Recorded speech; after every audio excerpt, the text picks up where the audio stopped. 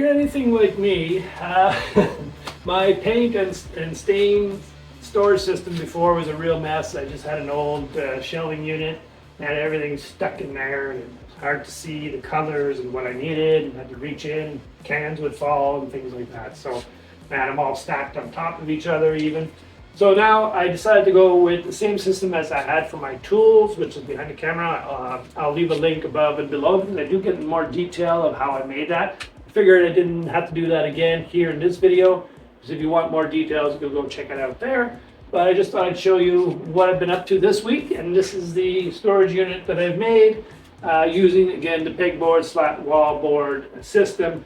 I decided to go with this because it worked really well with the tools. I really like the flexibility, and that's going to be the same thing here, where I could, if I have less paint, I can take one of those off and put something else, put a shelf or whatever, and reconfigure it as I need, as I go along, depending on what type of projects I'm making and stuff I make. So it just gives me that extra flexibility. Of course, I have a laser, so I can make it fairly cheaply, because this whole thing costs definitely under $200, because it was about 3 plywood that I bought, but I do have left over. So yeah, under $200 you can get a whole system, but you do need a laser, or at least a CNC, or at least have a template that you can actually route it out by hand. You print out a layout and then use your router to make a template, and then use that template to make every subsequent board that would be possible. I mean, there's different ways. Don't be restricted by saying, oh, I don't have a laser, I can't do it. You can do it in different ways. You just have to use imagination.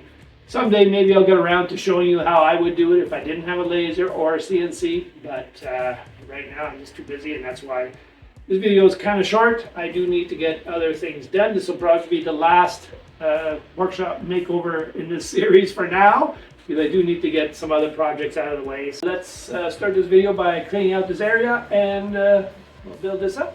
Let's get to it. As I mentioned in the intro, this corner was a complete mess, and I can show you where the sink is now. We had a refrigerator, which was taking up the whole space. So I did quick work of cleaning that area up, so I can go get some plywood and cut it down so that it actually fits into the laser. The panels were a little bit smaller here than what I did on the tool wall because of the wall dimensions, and so I started off with putting some strapping, using some old plywood again from a previous project, taking down the whole chop saw desk or counter, and using that to try and balance out the wall a little bit there, because it is sort of like a step. You can't really see it in the picture here, but one area at the back is actually inwards. So I wanted it to be all nice and flush, so I added some strapping. And the cool thing with that wall is that even though there's drywall on it, there's actually a whole plywood behind it. When I did the insulating and finishing of the garage, I decided to go ahead and put drywall on that wall too, just so it matched everything. So it makes it easy to screw everything in without having to worry about trying to find a stud. Here we are getting all the panels up, and then of course it's just a matter of making up the holders. And I made this design. I did use a free design just for the angles, but I had to convert a lot of the stuff so that it would fit on my panel wall and the sizes that I want.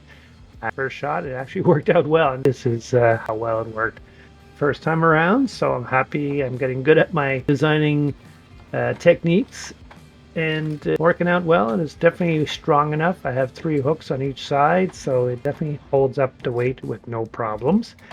And we're going to be good to go. I didn't show you everything and how to make everything again. You can check out the previous video, one of the workshop makeover videos, to see more details on how just making all different types of attachments for these walls. And that brings us to the end of this video. Here's I'll show you a quick look of the final result. Not quite 100%. I do have to install that sink yet before I do the final touches. But all in all, this is what it looks like. I hope you enjoyed the video, and you know what to do if you want to subscribe and hit the like button to help us out with this channel. And I hope to see you again here at Dusty Workbench. I should be doing some different projects coming up down the line, so stay tuned for that, and we'll see you next time here at Dusty Workbench. Take care.